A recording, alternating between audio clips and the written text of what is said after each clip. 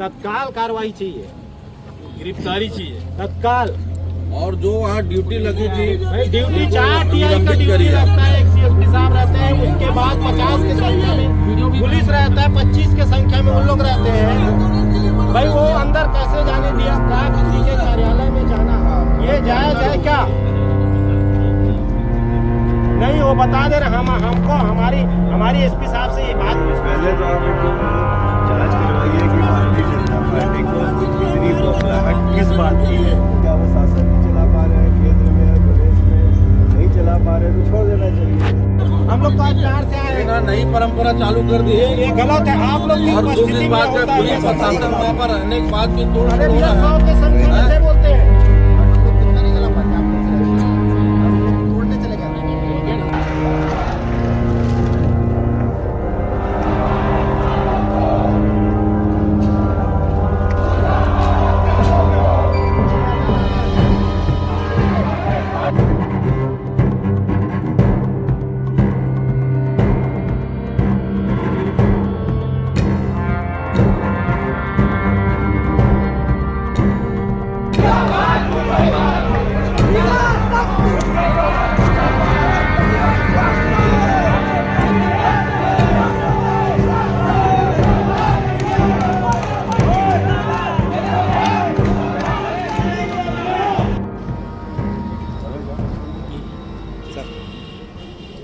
आप पहुंचे, मान भी नहीं रहे आप लोग बात को।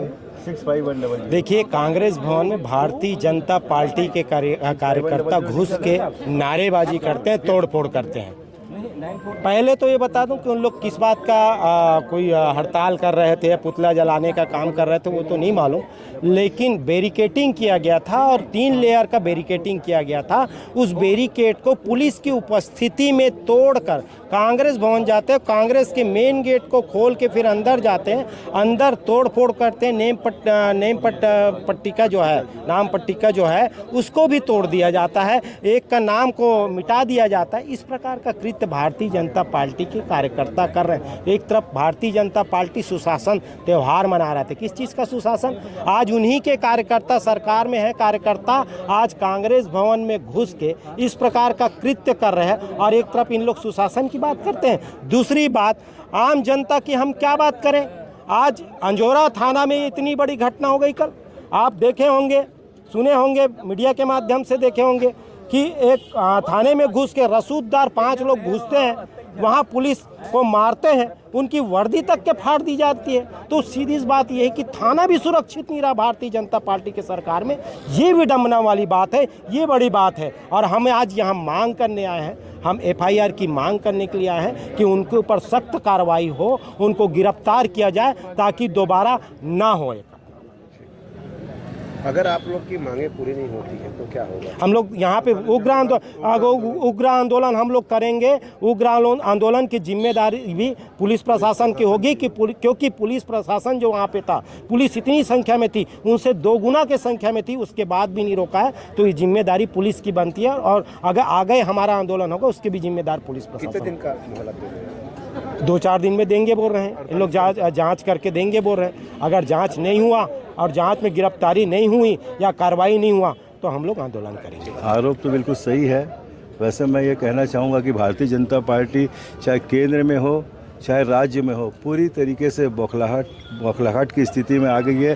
क्यों बौखला गई ये समझ में नहीं आ रहा है। जिस तरीके की वो कार्रवाई कर रही है ईडी की खुद की एजेंसी के द्वारा, उसकी निंदा पूरे देश में की जा रही है, भर्त्सना की जा रही है। उसके बाद भी भारतीय जनता पार्टी को नहीं मालूम क्या समझ में आ रहा है कि कांग्रेस के राजीव भवन में जाकर तोड़फोड़ कर रही है। वैसी घटना आज दुर्ग में घटित हुई जिसकी हम निंदा करते हैं, भर्त्सना करते हैं।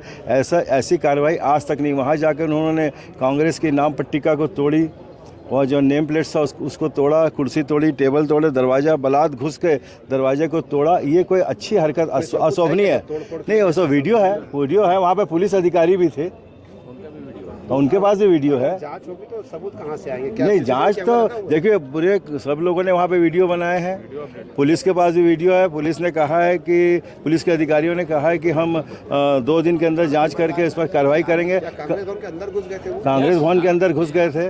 और कांग्रेस भवन में आज तक हिंदुस्तान के इतिहास में ऐसा नहीं हुआ कि किसी के भवन में जाकर तोड़फोड़ किया जाए। ये तो बहुत ही गलत है।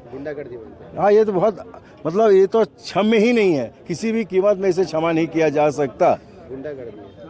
अब भारतीय जनता पार्टी क्या कर रही है सब जानते हैं। वो तो बौखलाहट, मैंने पहले कह दिया, बौखलाहट के कारण वो सब आनंद फानन में ये सब कर रही है। उन्होंने कुछ किया तो नहीं है, 11 साल में दिल्ली में कुछ नहीं किया, केंद्र में गुंडागर्दी है कि नहीं है।